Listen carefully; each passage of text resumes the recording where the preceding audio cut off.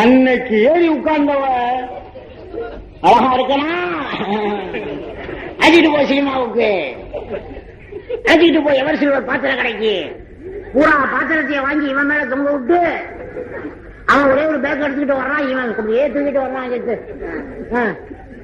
அதுல தலைவடை இடியப்ப தட்டு எல்லாம் தொங்கு. பஸ்ஸ விட்டு இவன் தூக்கிட்டு வர்றான். வழியில் அவன் நண்பன் என்ன பார்த்து கொண்டாட்டி போறான், சத்தம் போறாங்க. அட பித்துக்களி போயல, ஏன்டா இப்படி மாறிட்ட? பள்ளப்பட்டியை தவிர மற்ற ஊர்ல உள்ள பெண்கள் ஆண்களை சொல்றாங்க,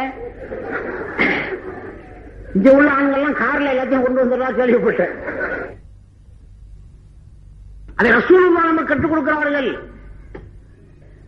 பாத்திமா ரலியல்லாஹு தஆலா அன்ஹா அவர்கள் மன்னிப்பு கேட்டதை போன்று தாய்மார்கள் இப்பொழுது மனதில் உள்ளத்தையே வைத்து விட்டார்கள். ஆஹா, இதுவரைக்கும் நமக்கு தெரியலையே.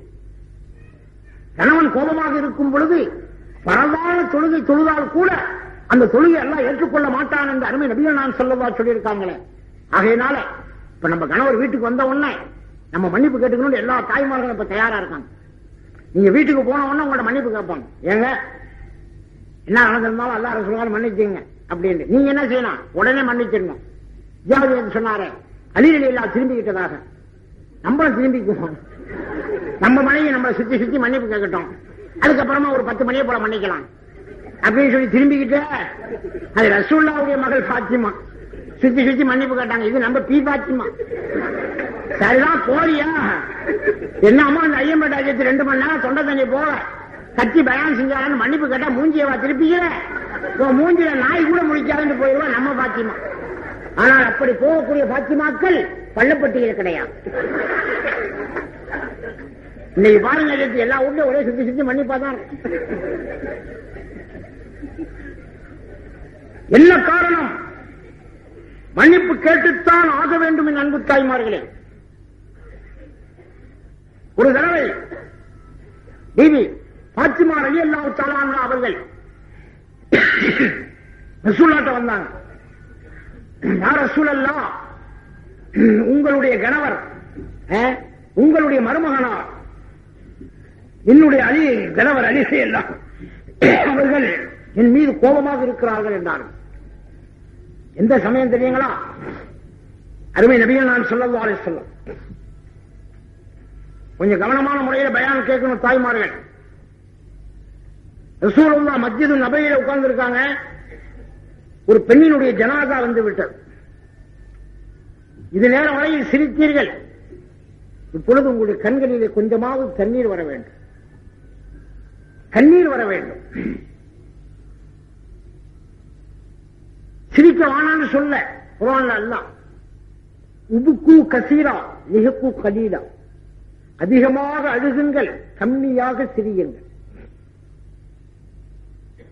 ஆனா அதே சமயத்திலே ஒரு ரசூலுல்லாஹ்வுடைய ஒரு ஹதீஸை கேட்டு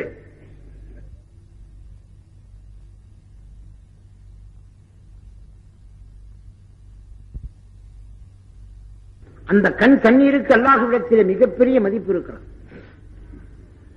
பெருமானார் ஸல்லல்லாஹு அலைஹி வஸல்லம் உட்கார்ந்து இருக்காங்க. ஒரு ஜனாதா வந்து விட்டது, பெண்ணுடைய ஜனாதா. எல்லா சஹாபாக்களும் ஒளி செய்து விட்டார்கள். ஒன்றை சொல்லிக் கொள்கிறேன் இடையில், இப்ப அப்படி இல்லை. நம்மளுடைய காலம் மெட்ராஸ்ல பயான் சொன்னேன்.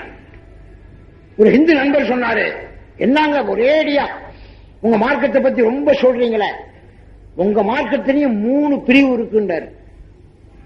நான் சொன்னேன், என்னப்பா 3 பிரிவு? நாங்க எல்லாம் ஒரே முஸ்லீம்கள் தான்.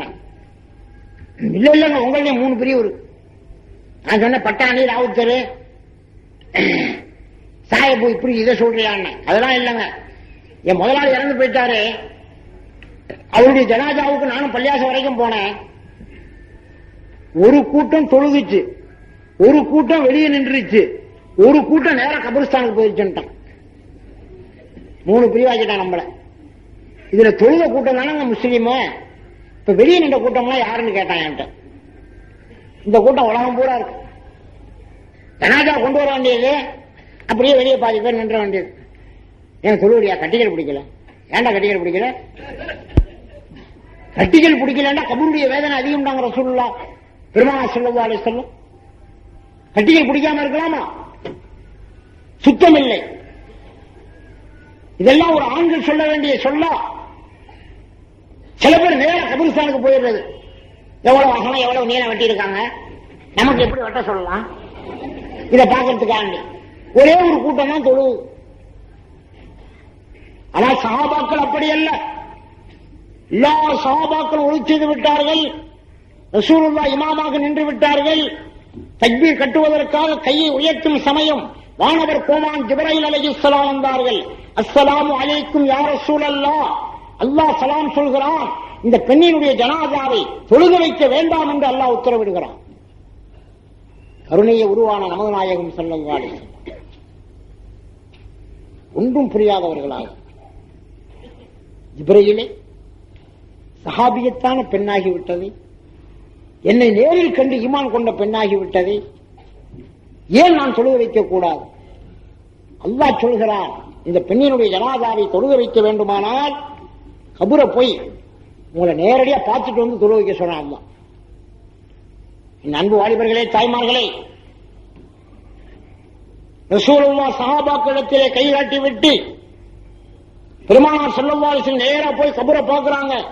சுப்ஹானல்லாஹ், பாம்பும் தேளும் நட்டுவாக்களையும் நிறைந்து காணப்படுகிறது அந்த கபூரில். ரசூலுல்லாஹ்வுடைய கண்களுக்கு தெரியுது. பெருமானார் ஸல்லல்லாஹு அலைஹி வஸல்லம் கவலையே உருவாக வருகிறார்கள். என்னதான் நட்டுவாக்களில் தேளு பாம்பு இருந்தாலும் ஒரு ஈமான் கொண்ட ஒரு பெண்ணை தொழுக வைத்துதானே அடக்க வேண்டும் என்று சொல்லி ரசூலுல்லாஹ் மீண்டும் வந்து நிற்கும் பொழுது வானவர் கோமான் ஜிப்ரீல் அலைஹிஸ்ஸலாம் வந்தார்கள். அஸ்ஸலாமு அலைக்கும் யா ரசூலல்லாஹ், இந்த பெண்ணினுடைய ஜனாசாவை தொழுக வைக்க வேண்டாம் என்று அல்லாஹ் உத்தரவிடுகிறார். நீங்கள் தொழுக வைக்க நாடினால் மீண்டும் கபரை பார்த்து விட்டு வந்து தொழுக வைக்க சொல்றான். அன்பு தாய்மார்களே, ரசூலுல்லாஹ் இரண்டாவது தடவையாக போய் கபரை பார்க்கிறார்கள். அக்கினி ஜுவாலையாக, நெருப்பு குண்டமாக மாறி அந்த கபரிஸ்தான் அப்படியே கொழுந்து விட்டு எரிகிறது. அதில் நெருப்பு கங்கிகளாகவே பாம்பும் தேலும்